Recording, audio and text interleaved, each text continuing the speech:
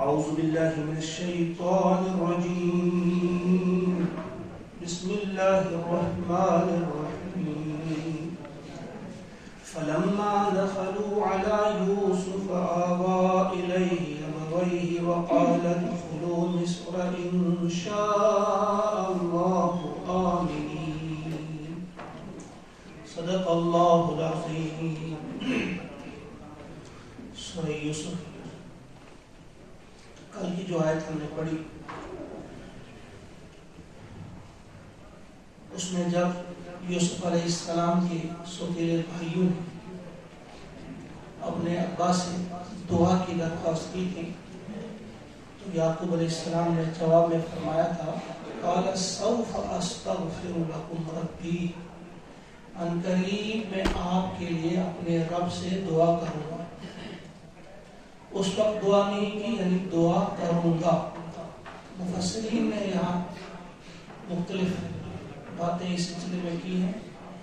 کچھ مفسرین کا خیال ہے کہ یعقوب علیہ السلام اس لیے انہوں نے انتظار کیا کہ پہلے وہ یوسف علیہ السلام سے ملیں اور ان سے پوچھیں کیا انہوں نے معاف کیا ہے، کیونکہ بندوں کے حقوق جو ہے وہ بہرحال بندے ہی معاف کرے گی. جب انہوں نے معاف کیا ہوگا تو پھر وہ بھی دعا کریں گے. کچھ مفسرین نے لکھا کہ نہیں، انہوں نے انتظار کیا شب جمعہ، تو شب جمعہ کے موقع پہ انہوں نے دعا کی، یعنی جمعرات اور جمعہ کے بیچ والی شب. تو کچھ لوگوں نے لکھا ہے، کچھ مفسرین نے لکھا ہے کہ اصل میں انہوں نے سحری کے وقت جو ہے اس کا انتظار کیا، تو سحری کے وقت انہوں نے وہ دعا کی. اس سے ایک بات واضح ہو جاتی ہے کہ دعا کے لیے خاص اہتمام،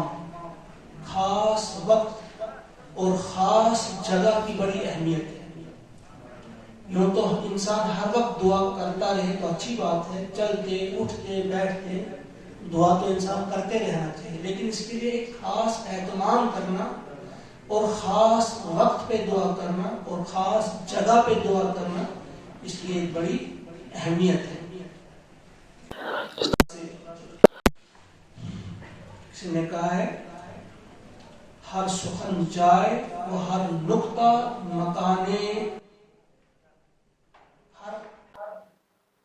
یعنی ہر دعا کے لیے، ہر بات کے لیے ایک خاص مقام اور خاص جگہ چاہیے. ہر نقطہ مکان دارد. یہاں دو چار باتوں کی طرف ہم آپ کی توجہ مبذول کریں گے. اگلی والی آیت پہلے جب وہ نکلتے ہیں، اب جب انہوں نے دعا کی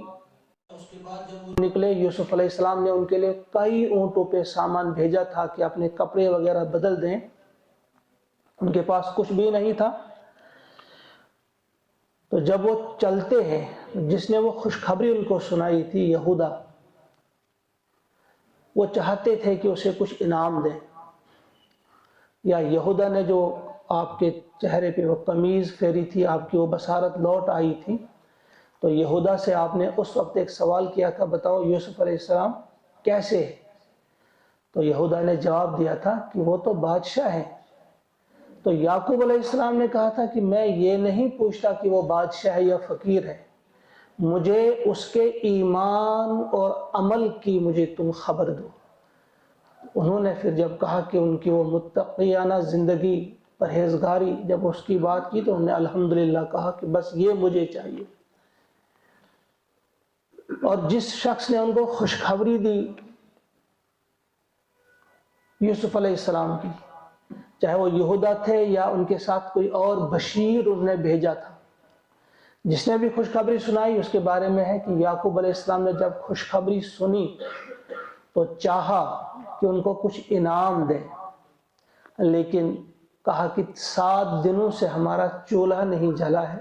7 دنوں سے یہاں کچھ پکا نہیں ہے، انعام کچھ نہیں دے سکتا میں، تو میں آپ کے لیے دعا کروں گا. اس کے لیے دعا کی، سکرات الموت کی سختی سے محفوظ رہنے کی دعا کی. تو امام قرطبی رحمۃ اللہ لکھتے ہیں کہ اس سے بڑا انعام اور کیا ہو سکتا تھا کہ نبی کی زبان سے ان کے لیے یہ دعا نکلی.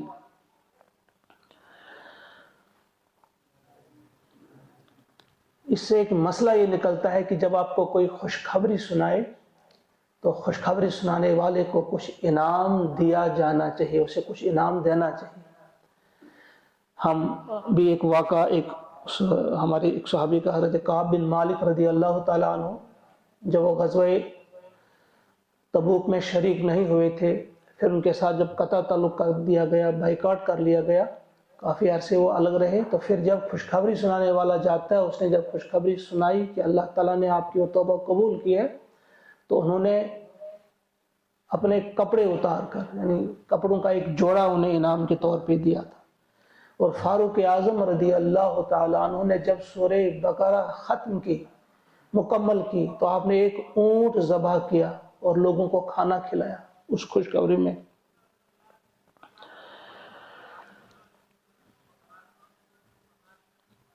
تو یہ ایک مختصر سا جو ہم کل مکمل کر چکے تھے کہ یعقوب علیہ السلام نے کہا کہ میں آپ کے لیے ضرور دعا کروں گا۔ تو دعا کا اہتمام، دعا کے اوقات، ان کا خیال رکھا جانا چاہیے۔ اب آج کی آیت کہ جب وہ چلے، فلما دخلوا علی یوسف، جب وہ حاضر ہوئے، پہنچ گئے یوسف علیہ السلام کے پاس، آوا الیہ ابویہ، تو انہوں نے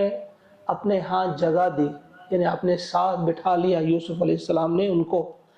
اپنے والدین کو، یا ان کو سب کو جگہ دی اپنے ہاں، تو اپنے والدین کو اپنے پاس بٹھا لیا اور کہا، وقال، اور فرمایا، ادخلوا مصر، داخل ہو جاؤ مصر میں، انشاءاللہ آمنین، اگر اللہ نے چاہا تو امن سے آپ رہیں گے، انشاءاللہ، اگر اللہ نے چاہا، آمنین، آپ امن کے ساتھ رہیں گے۔ تو جس وقت یہ نکلے ہیں کنعان سے، اس وقت ان کی تعداد 68 تھی، 68 یا 72 یا 93، 93، تین الگ الگ اس سلسلے میں آئی ہیں روایات، بہرحال جتنی بھی تھی اسی کے قریب قریب تھی، 68 تھی یا 72 تھی یا 93 تھی۔ 500 سال بعد جب یہاں سے نکلے ہیں، واقعہ آپ نے سنا ہے، کئی بار آپ کو سنایا گیا یہاں سے، کب نکلے وہ، کیسے نکلے۔ اس وقت ان کی جو تعداد تھی، صرف مردوں کی تعداد جو قابل جنگ مرد تھے، وہ تھے 6,03,550 قابل جنگ مرد اس وقت ان کے پاس تھے، 500 سالوں کے بعد۔ اس سے اندازہ لگایا جا سکتا ہے اگر عورتوں کو شامل کیا جائے، بچوں کو بھی شامل کیا جائے، تقریباً ان کی 20 لاکھ اس وقت تعداد ہو جاتی ہے۔ ایک اور چیز کی طرف اس میں اشارہ ہمیں ملتا ہے کہ 68 یا 70 یا 72 لوگ 500 سالوں میں 20 لاکھ یا اس سے بھی زیادہ تعداد ان کی نہیں بن سکتی ہے۔ اس سے واضح ہو جاتا ہے کہ یوسف علیہ السلام نے اس عرصے میں یا اس کے بعد ان کے جو بعد میں آنے والے تھے، انہوں نے دین کی دعوت کا اتنا کام کیا تھا کہ خالص اب بنی اسرائیل کے لوگ نہیں تھے، بلکہ کچھ اور بھی اسلام قبول کر چکے تھے، اس لیے ان کی اتنی تعداد تھی۔ صرف ان کا خاندان جو تھا 70 یا 72 سے اتنی بڑی 20 لاکھ کی تعداد تک نہیں پہنچ سکتی تھی، گویا انہوں نے دعوت کا کام کیا تھا، جبھی جا کر وہ اس وقت اتنی بڑی تعداد میں وہاں سے نکلے تھے۔ تو داخل ہوتے ہوئے 68 تھی ان کی پوری تعداد، یا 72 تھی یا 93 تھی۔ تو ان سب کو اپنے ہاں انہوں نے جگہ دی عزت کے ساتھ، اور مفسرین نے لکھا ہے کہ وہ باہر آ گئی، شہر سے باہر آ کر انہوں نے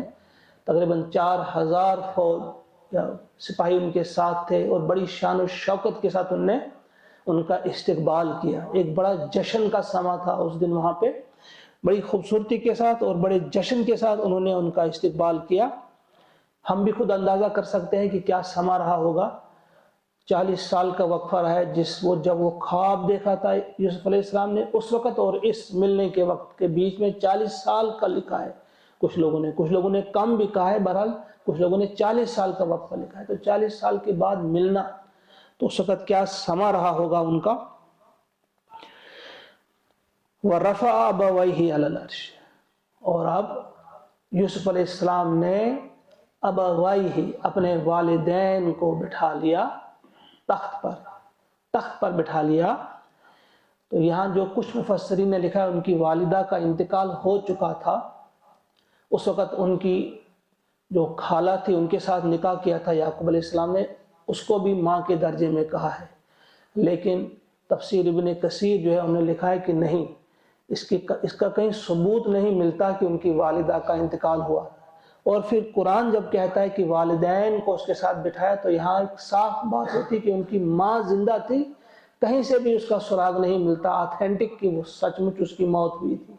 لہٰذا ان کی والدہ تھی اور ان کے والد تھے، ان کو انہوں نے بٹھایا عرش پر، یعنی تخت پر بٹھایا اپنے ساتھ۔ وَرَفَعَ أَبَوَيْهِ عَلَى الْعَرْشِ وَخَرُّوا لَهُ سُجَّدًا، اور سارے لوگ جو تھے اس کے سامنے سجدہ ریز ہو گئے، یوسف کے سامنے سارے لوگ ان کے سامنے سجدہ ریز ہو گئے۔ یہاں سجدہ سے کیا مراد ہے؟ کچھ مفسرین نے لکھا یہ سجدہ شکر تھا، اللہ کے سامنے سجدہ کیا، یہ سجدہ شکر تھا۔ کچھ نے کہا یہ سجدہ تعظیمی، پچھلی امتوں میں یہ جائز تھا، یہ سجدہ تعظیمی تھا، یوسف علیہ السلام کے لیے ہی تھا، لیکن سجدہ تعظیمی تھا، یہ عبادت کا سجدہ نہیں تھا۔ تو کچھ لوگ لکھتے ہیں کہ نہیں، پچھلی امتوں میں بھی سجدہ حرام تھا، اور کئی واقعات انہوں نے لکھے ہیں کہ یہ سجدہ تعظیمی نہ تھا، سجدہ شکر بھی نہیں تھا، بلکہ سجدہ کے معنی زمین پہ گرنا ہی نہیں ہوتا بلکہ جھکنے کے ہوتے ہیں۔ جس طرح سے آج تک چلا آ رہا ہے ایک طریقہ کہ انسان کسی کو خوش آمدید کہنا ہو، کسی کا شکریہ ادا کرنا ہو، یا کسی کو سلام کرنا ہو، سینے پہ ہاتھ رکھ کر تھوڑا سا انسان جھکتا ہے، تو یہ اسی جھکنے کی طرف اشارہ ہے کہ انہوں نے ان کا استقبال اس انداز سے کیا، تھوڑا سا جھکے، وہ پورا سجدہ نہیں ہے۔ تو فرمایا وہ خروا لہ، سارے لوگ جو تھے وہ بھی جو موجود تھے وہاں وہ جھکے۔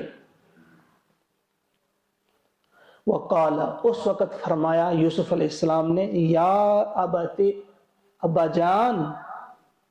ھذا تأویل رؤیای من قبل، یہ ہے تعویل میرے اس خواب کی جو میں نے پہلے دیکھا تھا، یہ ہے وہ تعبیر۔ اب دیکھیں اللہ تعالیٰ کی جو مشیت ہے، اللہ تعالیٰ نے جو کرنا ہے وہ کر کے رہتا ہے، لیکن انسان جو بے صبرہ ہے یا جسے توکل نہیں، بھروسہ نہیں اللہ کی ذات پہ، تو کبھی کبھی وہ راہ مستقیم سے ہٹ جاتا ہے۔ تو یہاں اس طرف اشارہ ہے کہ اللہ تعالیٰ نے ہی وہ سب کچھ کیا۔ اگر اللہ تعالیٰ نے ہی یوسف علیہ السلام کو اس چاہ سے نکالا، کہاں پہنچایا، کہاں کہاں سے اس کی مدد کی، فرمایا کہ یہ ہے تعبیر اس خواب کی جو میں نے، کیونکہ انہوں نے جو خواب میں دیکھا تھا، چوتھی آیت جو سورہ یوسف کی ہے کہ میں نے سورج، چاند اور ستاروں کو دیکھا کہ وہ مجھے 11 کوكباً والا جو تھا، 11 ستارے، سورج اور چاند مجھے سجدہ کر رہے ہیں۔ تو یہی تعبیر ہے اس کی، قد جعلها ربی حقا، میرے رب نے اس کو سچ کر دکھایا، میرے اس خواب کو سچ کر دکھایا۔ وقد احسن بی،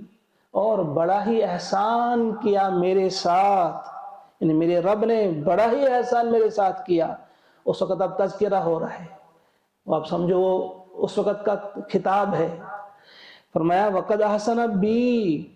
اذ اخرجنی من السجن، جب اس نے مجھے قید خانے سے نکالا، اس وقت اس نے مجھے بڑا ہی اس نے مجھ پر احسان کیا، قید خانے سے نکالا۔ وجاء بکم من البدو، اور تمہیں صحرا سے لا کر مجھ سے ملایا۔ ومن بعد ان نزغ الشیطان، اس کے بعد کی شیطان نے دشمنی ڈال دی تھی، جھگڑا ڈال دیا تھا، فساد ڈال دیا تھا، بینی و بین اخوتی، میرے اور میرے بھائیوں کے بیچ۔ ان ربی لطیف لمن یشاء لما یشاء، بے شک میرا رب جو ہے اس کی تدبیر جو ہے وہ نظر نہیں آتی، یعنی بڑے ہی لطیف انداز میں وہ اپنا کام کرتا ہے، اس کی تدبیر جو ہے وہ غیر محسوس طریقے سے وہ انجام پذیر ہوتی ہے۔ انہ هو العلیم الحکیم، بے شک وہ علیم اور حکیم ہے۔ یہاں آپ دیکھیں کس انداز سے یہ نبیوں کی شان ہے، عظیم المرتبت انسانوں کی شان، بالکل بھی تذکرہ نہیں کیا کہ میرے بھائیوں نے میرے ساتھ کیا کیا، بلکہ اس کنویں کا ذکر ہی نہیں کیا کہ وہاں اللہ نے میری مدد کی، نکالا، وہ اس کا ذکر ہی نہیں کیا، کہیں میرے بھائیوں کو دل نہ دکھے،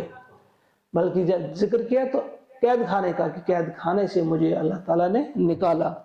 اور انہیں پہلے ہی معاف کر چکے تھے اپنے بھائیوں کو، کیا اس نے مجھے قید خانے سے نکالا اور پھر تم سے ملایا، تم کو وہاں سے لایا، دیہات سے لایا اور میرے ساتھ یہاں پہ ملایا، اس کا کتنا بڑا احسان ہے، بڑا احسان اس کا مجھ پر ہے۔ اور اس کے بعد اس جھگڑے کا تھوڑا سا تذکرہ کیا اور کلیئر کیا کہ یہ بھائیوں کی غلطی نہیں تھی، بلکہ کیا کہا،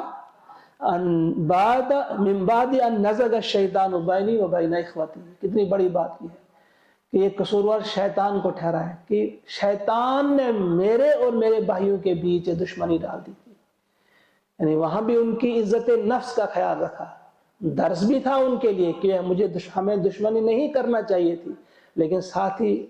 پیارے نبی یوسف علیہ السلام نے ان کو بڑی خوبصورتی کے ساتھ یہ کہا کہ یہ اگرچہ تم سے غلطی ہوئی ہے لیکن اصل میں تمہاری غلطی نہیں، ایک شیطان نے ایسا کیا۔ یہ طریقہ ہوتا ہے کہ جب بھی انسان کسی سے کوئی اس کو ٹھیس پہنچے تو بڑے بہتر انداز سے ایسے الفاظ کا استعمال کیا جائے کہ وہ تم سے دور نہ ہو، ان کے دلوں کو ٹھیس نہ لگے۔ اسلام کا کرکس یہ ہے کہ آپ کی زبان سے، آپ کے کسی عمل سے دوسرے انسانوں کو کوئی نقصان نہ پہنچے، جسمانی نقصان نہ پہنچے، روحانی طور ان کو کوئی اذیت نہ پہنچے۔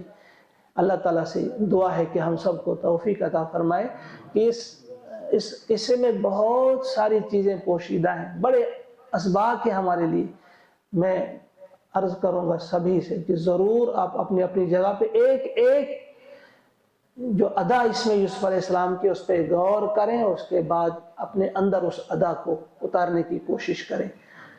ربنا تقبل منا انك انت السميع العليم وتب علينا انك انت التواب الرحيم سبحان ربك رب العزة عما يصفون وسلام على المرسلين والحمد لله رب العالمين آمين۔ السلام